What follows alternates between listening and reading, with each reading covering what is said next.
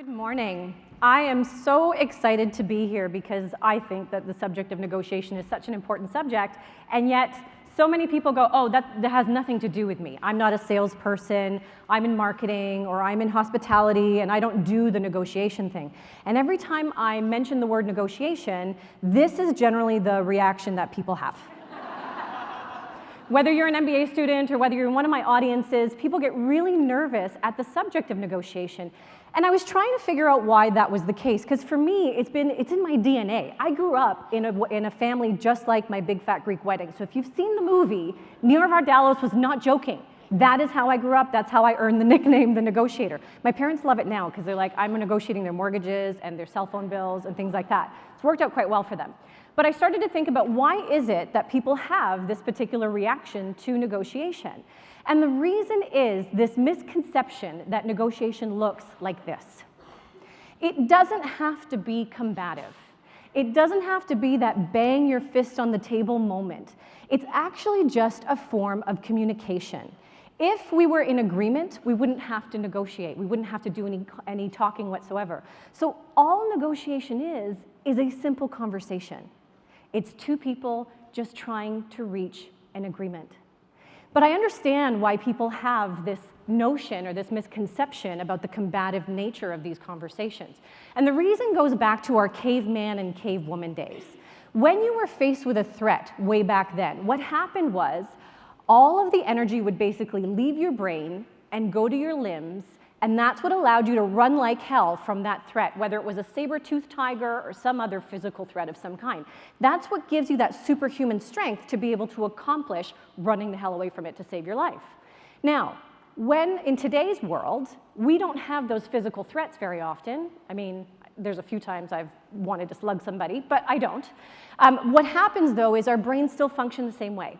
So all of our rational thought leaves our brains, and it goes to our limbs, and that's why your palms might get sweaty, and your heart might start to race, and your blood pressure is going to go up, and you start doing all of these things, and you go, why did I just do that? Or you walk away from a difficult situation, and you go, oh my God, I wish I had said that. How many people have had those moments where you go, damn it, I wish I had done something different? Okay, thank you for your honesty. So because those moments still happen, they're fast and furious, I came up with a solution that seems to be working quite well, both for my MBA students, my audiences, even my Fortune 500 executives. It was particularly popular with the tweens that I taught a couple of years ago at the empowerment camp. That was the most exhausting week of my life, by the way. So this little pause button, this is your solution. This is your opportunity to save your sanity and to get what you want. So what if in those difficult moments, that moment when your ego is potentially going to get bruised, when you feel like it's going to be a very difficult conversation, what if you could channel this little mental pause button in your brain? And for everybody, this might be a little bit different. I always find that a calming breath, a meditative breath, is quite helpful. So breathing in for 4, holding for 6, and breathing out for 8. Other people might have a visual or a positive mantra of some kind that can help them calm the brain down. And all that does is it allows the rational thought to come back in. And then you can actually have a fruitful conversation instead of having those, oh God, type of moments. When I did the camp for the girls, a lot of them found that just rubbing their foreheads was a nice little way to channel that mental pause button. I even came up with a little card like this that I hand out in my MBA classes and to my keynote audiences. And there's some at the registration desk for you if you want to grab one on the way out. One of my students told me I have one on the night table, and I have it on my mirror in the morning, and I have it on my laptop, so that I remember to pause everywhere that I go. So if you can just channel that little pause button, you'll find that the conversation flows much easier, because all it is a conversation. That's all negotiation has to be. And I learned this lesson because I found myself anywhere I was working, I was usually, when it came to the leadership table, I was usually 10 to 15 years younger than all of my peers. I was usually the only female in the group, and I had a name that no one could freaking pronounce. So that made it difficult, right? It made for a very daunting place. But when you are that person who's only 5'5" in a room full of 6 foot plus, you need to find a way to have your voice heard. In fact, I brought a picture of one of my last employers with me. I don't know if you recognize that. Okay. So I've always been that person in the room, that minority, that person who needed to make sure that you took notice. if I was going to get my colleagues to listen to my ideas, if I was going to get my parents to let me out of the house before I was 18, if I was going to get anything accomplished with my clients, I needed to make sure I tapped into my mental pause button and that I used all of my negotiation skills in order to do it. So sometimes negotiation has nothing to do with cash. It's not about selling per se, it's about getting what you want and finding an agreement. All it is communication. So usually, when I'm in a group like this, I would do a real deep dive into the different types of communications. We're going to scratch the surface this morning. When it comes to communication, there are 3 ways in which we communicate. We use our words. We do a lot these days over texting and email and so on. Of course, we use the sound of our voice when we're on the phone and we have the ability to speak to somebody live. And then, of course, we're also using our body language. And so roughly 1/3 of your message is coming across in the words that you use. And 1/3 of your message is coming across in the tone in which you say it. And the last 1/3 of your message is coming across without you even saying a word. So if you're leaning really heavily, as most of my millennial students do, on text and email, that is going to be a real challenge because that means there's 2/3 of a chance that you could be misinterpreted. And when you're relying on that, you're missing out on the opportunity to really solidify that message with the look on your face and the sound of your voice. But when you do have the luxury of all 3, obviously it's much more compelling, but you also need to be careful to make sure that the message is consistent. Studies show us that when you are speaking to somebody, when a mistake tends to happen, if there's an inconsistency, if you're doing this and you're saying, no, there's no way that's ever going to happen. If you're doing that, the message that's going to dominate is the visual message. They're going to believe the head nod more than they will the words that just came out of your mouth. So we want to make sure that we're as consistent as possible. When we're relying on those text messages and so on, and they don't have the luxury of seeing your head nod or shake or whatever it is, we tend to now overcompensate these days with 1,000,001 emojis. This is just a fraction of the ones that are available to you on your phone. I learned, by the way, from my tween girls that fruits and vegetables are not fruits and vegetables. So be very careful with what you're sending to people. I also once had a boss who liked to write LOL at the end of a message, and his interpretation of the acronym was lots of love. That was very awkward. So it's very easy to be misinterpreted in any of these places. If somebody writes to you in all caps, what is your assumption of all of those things? You assume that they're yelling at you. Or maybe you're like my aunt in Greece who doesn't know how to write without it, and she screams, I love you, all the time. Those things tend to happen. There is room for misinterpretation. So we want to be really careful about the messages that we're sending. You want to be able to press that pause button before you hit the send button. Don't hit send when all of the rational thought has left your brain. I talked to Microsoft a couple years ago, and I was like, hey guys, I bet you guys could come up with a really great solution for me. Can we put a pause button over the send button? They still haven't done it for me. I think there's a lot of money to be made if somebody in this room can help me figure this out. They did tell me, however, that in your Outlook, there is a delayed button. So you can make sure that you delay it, whether it's by 2 minutes or 5 minutes. You can prevent that moment of going, no, let me just take it back. Because I've also gotten some very inappropriate messages before that were not meant for me. Things that, ooh, I meant to send that to my wife, sorry. Or the autocorrect comes up and it sends it to a different email address or a different person. Those things tend to happen. So we want to make sure that we are pressing that pause button and preventing conflict and also resolving conflict at the same time. But let's talk a little bit about the body language part. I have a little exercise for you. If you have your cell phone handy, I want you to take it out. If you don't, that's fine. I just want you to assume the position of tweeting out how awesome @Fotini Icon was today, or of sending a message to your best friend and saying, there's this woman who's dressed like a giant tube of lipstick, and she's really interesting. Whatever it is, I just want you to assume that position, and then I want you to freeze. You don't have to look at me. You can hear me just fine. I want you to assume the position of looking at that phone of yours. Now, I want you to not move and just take inventory for a second. Take inventory of what your spine is like right now. Don't correct it. I see you. Is it straight? Or is it curved? I want you to take inventory of your shoulders. Is your collarbone nice and wide, or are you hunched forward? I want you to take inventory of your neck. Is your neck pitched forward, or is it sitting on top of your shoulders? Now, I want you, if you can, to steal a glance of one of the people around you and tell me whether or not he or she looks like they are ready to take on the world. I'm judging by the laughter that that is not the case. You can unfreeze now. I love doing this exercise because every time I do, everybody does this beautiful Pilates posture as soon as we're done. And what that tells me is at a subconscious level, you know that you are sending me a message and you're trying to correct it. Because at what's happening is, this is what we now look like.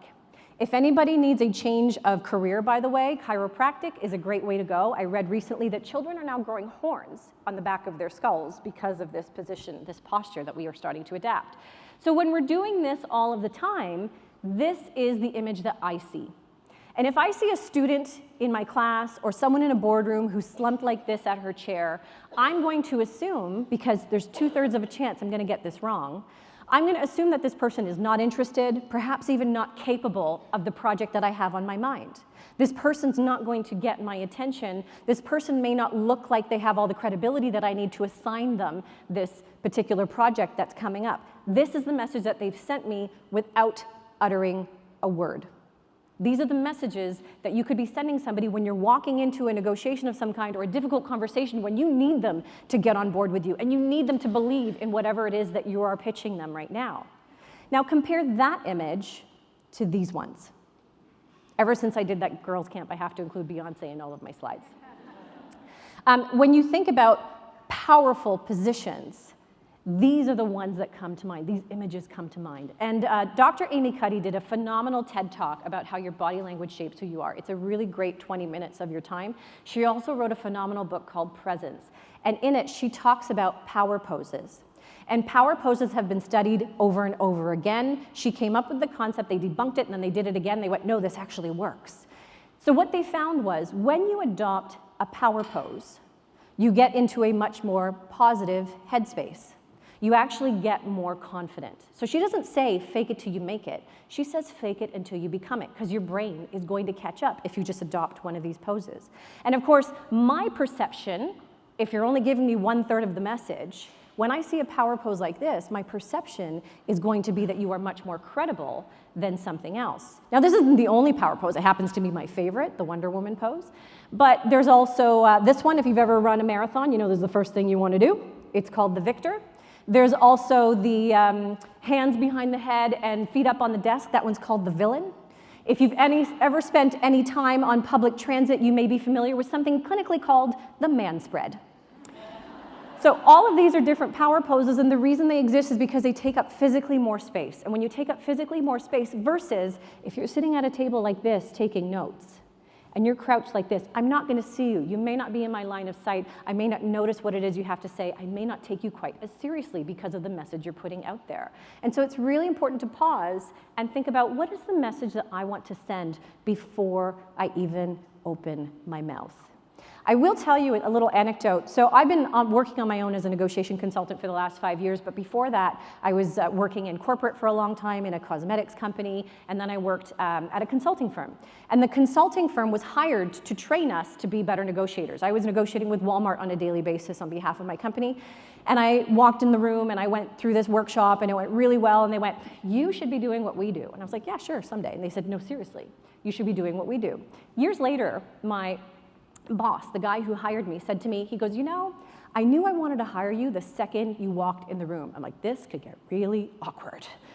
But he told me, you walked in wearing a red dress and you stood out in a sea of black golf shirts. Clearly, I like dressing like a tube of lipstick. Maybe it's left over from my cosmetics days. But when he said that to me, I went, oh yeah. And he said, you walked in there like you owned the joint. And I went, I need to meet that person. That was the perception I gave him before I even said anything. Now, I needed to back it up and have some substance behind that, and it worked out quite well. But I want you to think about, again, when you walk into a room, how do you own it? How do you take control of the messaging that you are sending? How do you make sure you get them on board before you even have a chance to open your mouth? So I could do an even deeper dive into this stuff, but this is the key message I want you to take away from the body language part of this. So from now on, think about, what is the difference when a leader is appearing to be like this? I mean, you wouldn't even know that she was the leader of a giant nation. And yet, here's the difference there. That's a lady I want to talk to. when I see her like that. And I know from negotiation research as well that when you are in a more positive mindset, what happens when you adopt a power pose, you actually get better results. That's what research shows us. So maybe you want to walk into the bathroom stall and strike a little Wonder Woman pose or put your hands up in the air for a victory lap. Any one of those things will get you psyched up and get you in a better space to have a difficult conversation. So from now on, we're all going to have our best Beyoncés ready.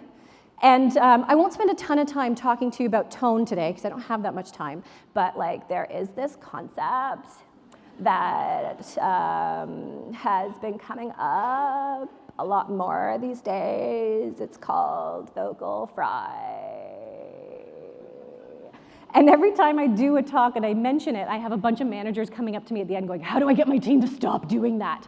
I call it the Kardashian Effect. And the minute you start closing $150 million deals with the E network, forget everything that I've told you today. Do whatever you want.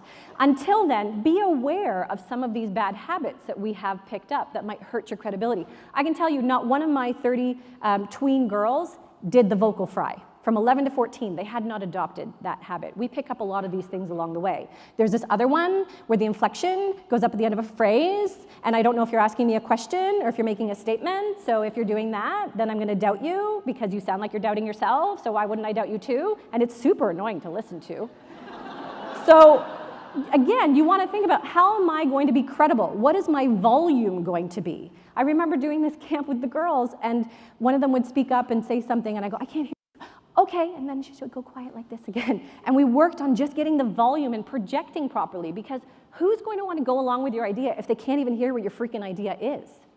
Now, I spend a ton of time in my talks and in my workshops and in my lectures talking about the language to use to be a more successful negotiator and to get what you want. I don't have a lot of time here today, but I am going to walk you through one example because I think it's so freaking important.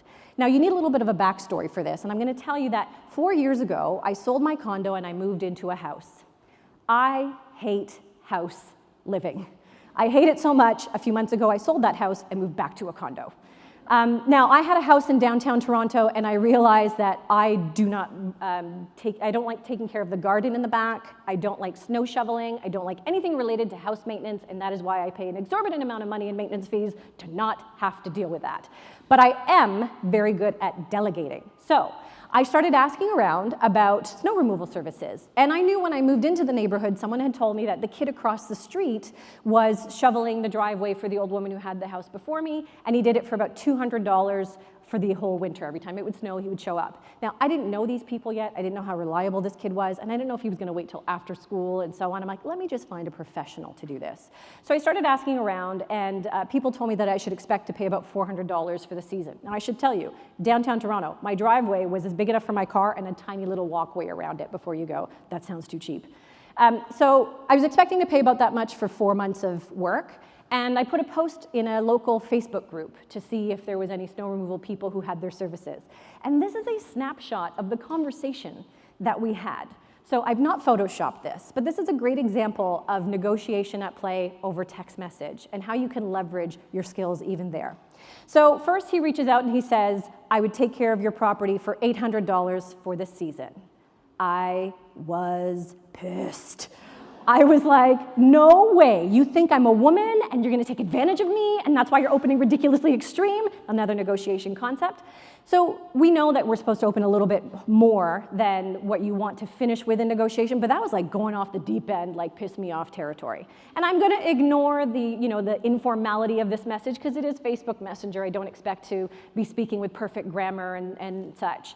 So I was not happy with this, and I didn't trust this person to show up to my house the way they were supposed to for the next 4 months. I was like, nope, they've opened too extreme. I don't trust them. I don't want to deal with them. I'm not even gonna engage this person. I'm not gonna entertain the idea of putting this person in here.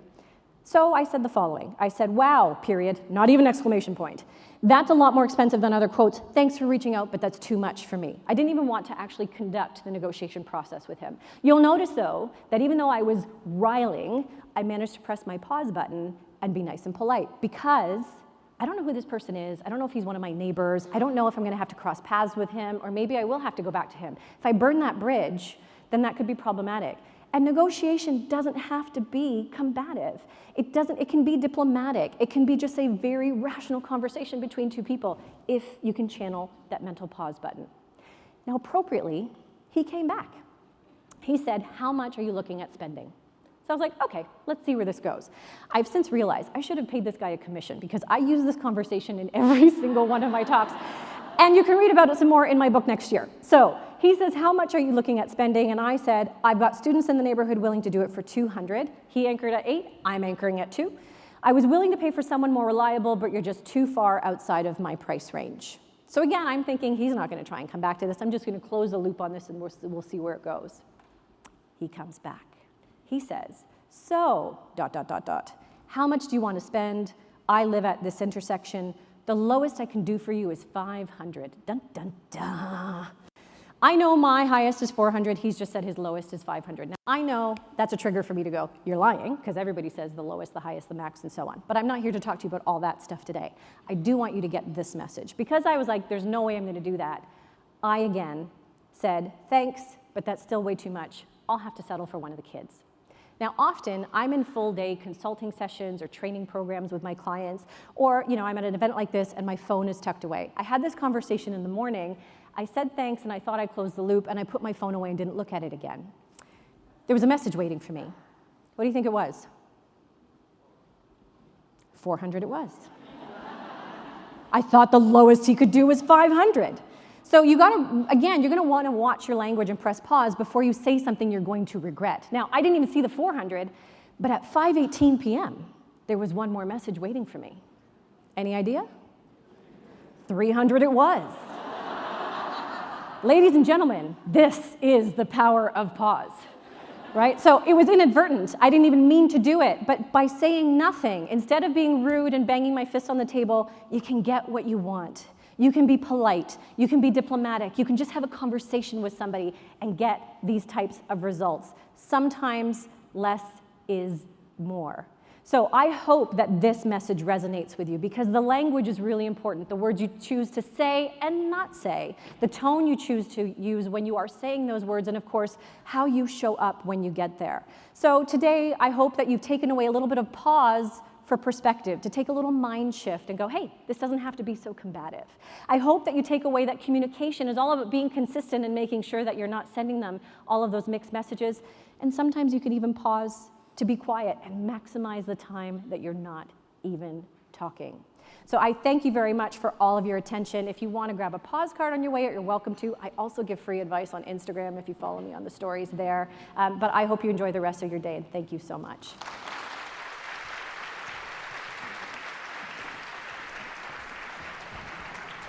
Thank you so much.